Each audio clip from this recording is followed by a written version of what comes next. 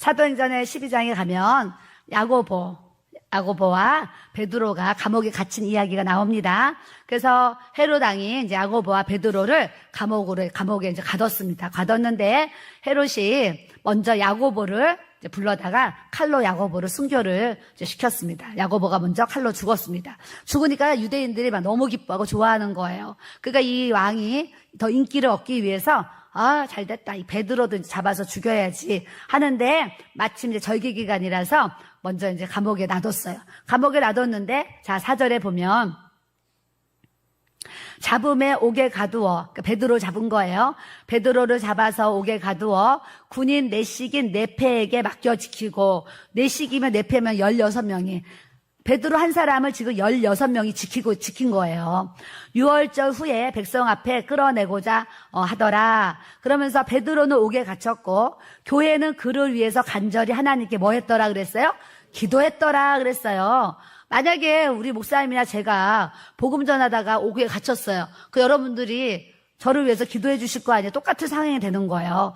복음 전하다가 잡혀서 이제 지금 감옥에 갇혔더니 이제 밖에 있는 성도들이 감옥에 갇힌 사도들을 위해서 이제 기도를 하고 있는 거예요. 그런데 이제 어떤 날이 되어서 6절에 헤롯이 잡아내려고 하는 그 전날 밤에 야고보도 또 이렇게 순교를 했는데 하나님 보실 때는 베드로는 더 하나님의 사명을 감당해야 될 부분이 있었겠죠. 그래서 야고보는 이게 또 하나님이 먼저 부르시고 베드로는 더 사명이 남았으니까 이제 죽으면 안 되는 거예요. 그러니까 하나님이 또 하나님이 급하셔서 밤에 하나님이 천사들을 베드로에게 보내신 거예요. 감옥으로. 그래서 베드로가 두 군인 틈에서 두 쇠사슬에 매어 누워 자는데 파수꾼들이 문 밖에서 옥을 지키더니 16명의 이 파수꾼들이 쇠사슬로 묶어서 감옥 안에서도 지키고 감옥 문 잠그고 감옥 밖에서도 지키고 아주 문마다 이제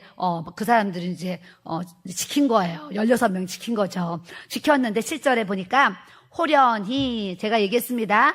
어떤 하나님의 역사가 일어날 때 내가 오늘 밤 너 기도할 때 너 진동으로 성령이 나타날 거야. 너 바람 같은 성령이 나타날 거야. 알려주지 않으셔요. 갑자기 호련히 깜짝 놀라게 이렇게 호련히 주님이 나타나시는데 여기도 이제 호련히가 나오는 거예요. 갑자기 호련히 주의 사자가 나타나매 갑자기 천사가 나타났어요. 옥중에 광채가 빛나며 이제 감옥이니까 뭐 이 시대에 뭐 이렇게 좋은 뭐 현관등이 있었겠어요. 이제 뭐 달빛 불빛 아니면 껌껌했겠죠. 그래서 껌껌한 곳에서 이제 베드로가 그 이제 파수꾼들과 같이 잠이 들어서 자고 있었겠죠. 자고 있는데 이 천사들이 나타나니까 광채가 쫙 비치는 거예요. 제가 여러 번 그 얘기했잖아요. 예수님이 오실 때마다 제가 작은 스탠드 하나 켜고 기도 생활을 하는데 예수님이 오시면 여기보다 밖에 대낮보다 더 밝게 광채가 비쳤다 이 얘기를 제가 했는데 똑같은 사건이 여기도 일어난 거예요. 저도 어두운 곳에서 기도할 때 주님이 오시면 광채가 이제 비춰졌는데 이 어두운 감옥 속에도 주님의 천사들이 나타나니까 빛난 광채가 비춰지는 거예요. 그래서 거기가 환해졌겠죠. 좀 상상을 해보세요. 환해진 거예요. 그랬더니 천사가 베드로 옆구리를 툭툭 치면서 일어나 깨우는 거예요. 옆구리를 쳐서 깨워 이르되 급히 일어나라. 그러면서 베드로가 일어났더니 그 다음이 너무 말씀이 은혜돼요. 쇠사슬이 그 손에서 벗어지더라 그러는 거예요. 이제 묶인 것들이 벗어지더라. 열쇠로 열었겠어요? 아니에요. 주님 말씀하시면 자동으로 이제 열리는 거예요. 더 이제 은혜되는 말씀은 8절에 천사가 이르되 띠를 띠고 신을 신고 겉옷을 입고 나를 따라와라. 베드로가 야 이게 생시야 이게 꿈이야 와 이게 현실이야 이게 환상이야 이제 막 자기도 막 정신을 못 차리고 이거 지금 당하고 있는 거예요. 근데 9절에 베드로가 나와서 따라갈새 천사가 하는 것이 생시인 줄 알지 못하고 환상을 보는가 하니라 그랬어요. 근데 10절에 이에 첫째와 둘째 파수를 지나 시내로 통한 새 문이 이제 자물통으로 잠겨 있었겠죠. 새 문에 이르니 문이 저절로 열리는지라 그러는 거예요. 열쇠로 연 게 아니라 그냥 문이 저절로 열리는 거예요. 우리 인생에 이런저런 많은 문제들이 있는데요. 우리가 기도하면 저절로 열리고 저절로 풀려지고 저절로 해결되어지는 놀라운 하나님의 역사를 하나님이 우리의 인생의 삶에 베풀어 주시는 줄 믿습니다. 그래서 우리가 하나님을 기적의 하나님, 능력의 하나님, 이적의 하나님 그렇게 고백하는 거예요. 그렇게 베드로에게도 그런 기적의 하나님 나타나셔서 천사들이 나타나고 문이 막 쇠사슬이 풀리고 문이 저절로 열리는 막 놀라운 은혜를 경험했어요. 근데 더 우리가 좀 깨달아요. 나도 여러분도 우리가 이런 말씀을 통해서 내가 이렇게 비춰지죠. 보세요. 12절에 깨닫고 마가라는 요한의 어머니 마리아의 집에 가니 여러 사람이 거기에 모여서 뭐 하고 있었어요? 기도하고 있더라.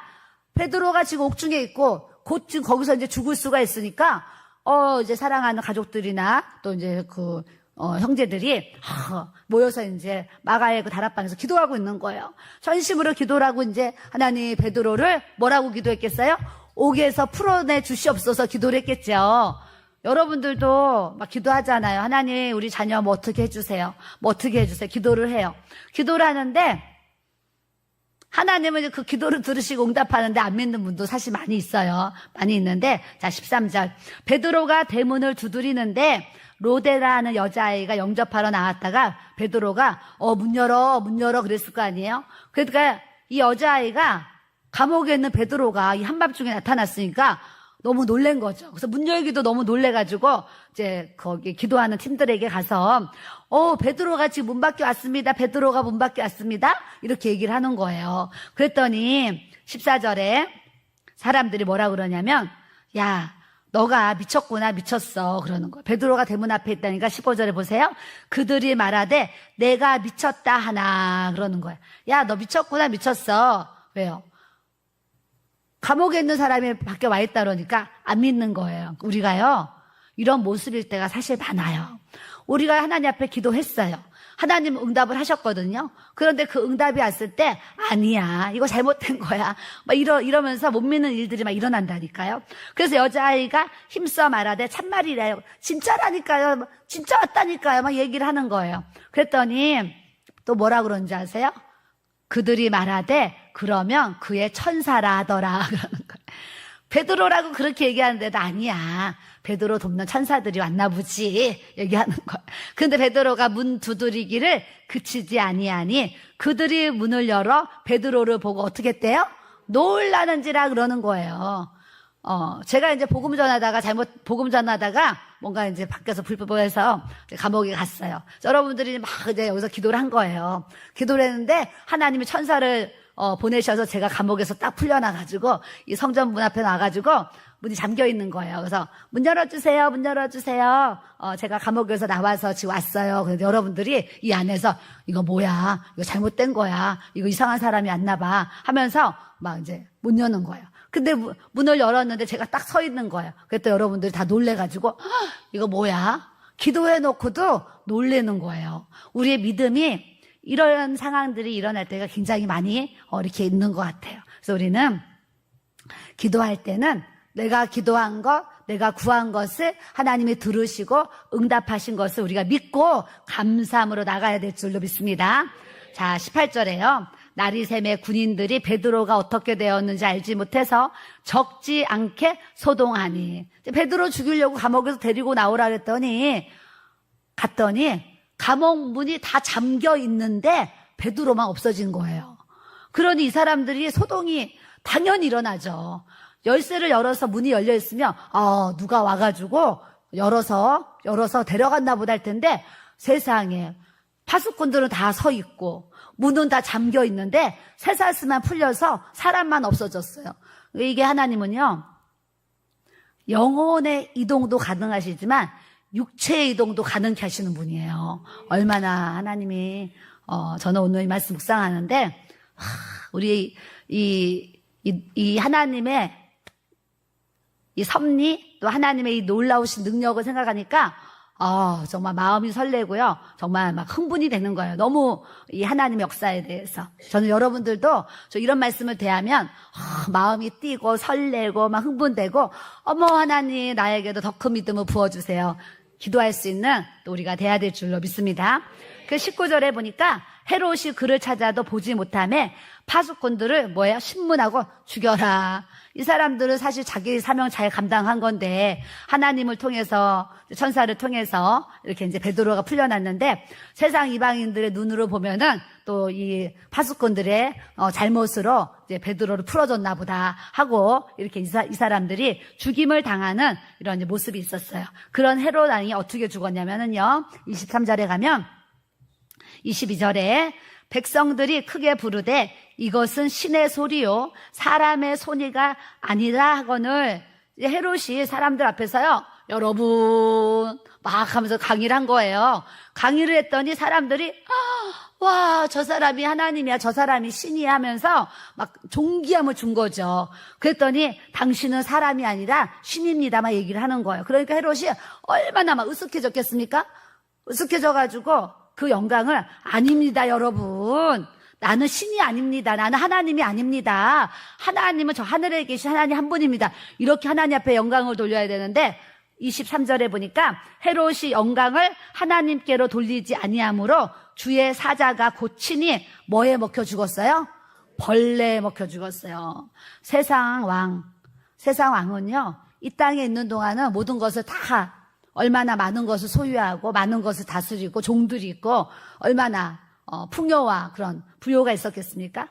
부자로 살았겠죠. 그럼에도 하나님의 부르실 때는 벌레에게 먹혀서 죽는 이 비참한 이렇게 최후를 맞는 이런 모습을 이렇게 갖습니다. 그래서 우리가 이 세상의 헤롯과 같은 왕의 권세를 부러워하는 삶을 살아가는 것이 아니라 오늘 말씀을 통해서 야고보도 순교하고 베드로도 순교하고 수많은 사도들과 또 우리나라에도 토마스 선교사라든가 여러 가지 여러 이제 그런 선교사들이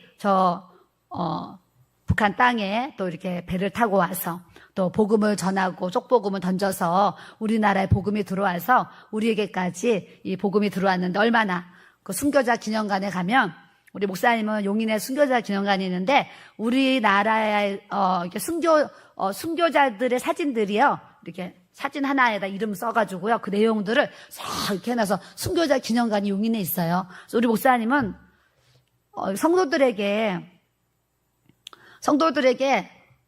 복음을 위해서 이렇게 순교하신 분들이 이렇게 많이 있다라는 거 막 보여주고 싶으셔가지고 몇 번 갔어요. 몇 번 가가지고 이제 거기 다 둘러보고 또 이제 점심 먹고 이렇게 돌아온 적이 여러 번 이렇게 이제 있었는데 우리가 믿음의 그런 선진들처럼 또 살다 보면 우리가 순교의 자리에 있을지 순교는 못하고 또 밑에까지 가다가 주님 앞에 갈지 모르지만, 하여튼 하루하루 사는 것이 다 주님의 은혜이기 때문에 우리가 매일매일 살아가면서 따라합시다. 오늘도 살아가는 것이 다 하나님의 은혜입니다.